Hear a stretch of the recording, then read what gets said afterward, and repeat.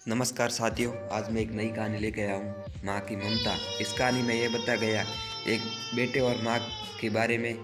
बेटे का जन्मदिन होता है और माँ उसको विश करती है, फिर बेटा क्या बोलता है इस बारे में ये कहानी है। इस कहानी को शेयर सब्सक्राइब जरूर करें। एक समय रात करीब 1 बजे बेटे को माँ का फ़ोन आता है। माँ बोलती है, बेटा हैप्पी बर्थडे, आज तुम्हारा जन्मदिन है, आज ही तुम पैदा हुए थे, तुमको ढेरों शुभकामनाएं। बेटा, माँ यह कोई टाइम है फ़ोन करने का? रात के 1 बजे, आज सुबह तक इंतजार नहीं कर सकती? मेरी नींद खराब कर दी। माँ ये सुनकर फ़ोन काट देती है, लेकिन कुछ देर बाद ही पिता का फ़ोन आता है। पिता की आवाज़ सुनकर बेटा कुछ नहीं बोलता, बस इतना कहता है, बेटा आपने भी बर्थडे विश करने के लिए फ़ोन किया है? पिता बोलता, नहीं, मैंने बर्थडे विश करने के लिए नहीं फ़ोन किया है, बल्कि मैंने तो तुमसे माफ़ी मांगने के लिए फ़ोन किया है। तुम्हारी माँ ना समझे, ना कुछ नहीं समझ पाती। भला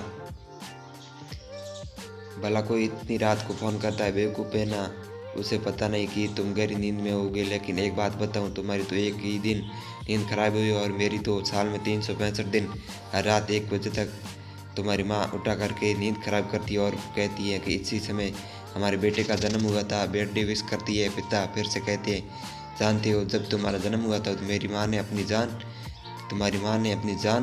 की परवाह न करते हुए तुम्हें इस दुनिया में लाने को कहा, क्योंकि डॉक्टर ने साफ कह दिया था कि इसमें माँ की जान भी जा सकती है। लेकिन तुम्हारी माँ ने अपनी जान की परवाह नहीं की और मुझसे बार बार कहती रही कि सुनो, अगर डॉक्टर कहे कि दोनों में से एक ही बचेगा तो तुम मेरे बच्चे को ही बचाना। और मेरे से जब डॉक्टर ने साइन करने को कहा तो मैंने भी कोपते हुए तुझे ही बचाने को कहा, और तू कहता है कि माँ ने तेरी नींद खराब की। सो जा बेटा, अब मेरी माँ कभी तेरी नींद नहीं खराब करेगी। और फ़ोन काट देता है। बेटा, अरे मैंने ये क्या कर दिया जिससे माँ ने मेरे लिए इतना बलिदान दिया?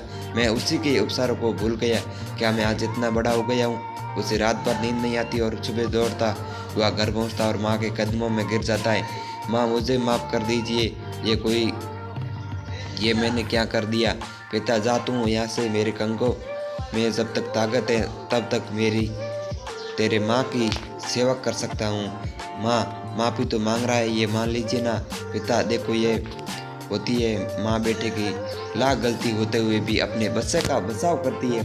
और अरे, माँ के जैसा आदि तो इस दुनिया में किसी का नहीं है। कितना दर्द और दुख सहती है, फिर भी अपने बच्चों को खातिर कभी थकती नहीं है। माँ तो बच्चों की रक्षा के लिए खुद की जान भी दांव पर लगा देती है।